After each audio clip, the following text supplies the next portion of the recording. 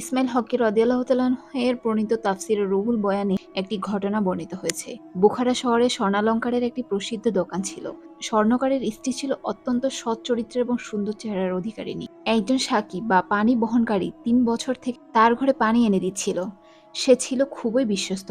একদিন পানি ঢালার পর ওই সাকি স্বর্ণকারের স্ত্রীর হাত ধরে ফেলে এবং কামভাবের সাথে হাত মলে দিয়ে চলে যায়। এতে মহিলা বড়ই দুশ্চিন্তায় পড়ে যায়। সে এতদিনের বিশ্বাস ভেঙে ফেলল, তার চোখ থেকে অশ্রু ঝরতে লাগলো। সে মুহূর্তেই স্বর্ণকার খানা খাওয়ার জন্য ঘরে আসে এবং তার স্ত্রী ক্রন্দনরত দেখতে পায়।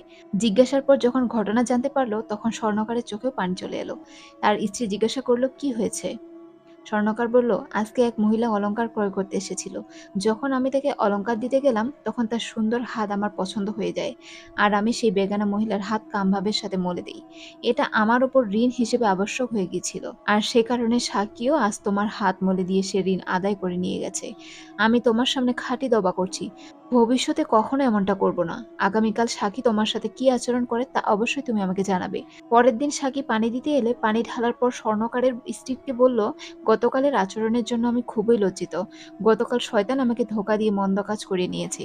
আমি খাঁটি তওবা করে নিয়েছি এবং আপনাকেও এই আশ্বাস দিচ্ছি যে ভবিষ্যতে আর কখনো এমন কিছু হবে না। আশ্চর্যের বিষয় হচ্ছে, স্বর্ণকার যখন পরনারীর গায়ে হাত দেয়া থেকে তওবা করে নিয়েছে, তখন পরপুরুষও তার স্ত্রীর গায়ে হাত দেয়া থেকে তওবা করে নিল।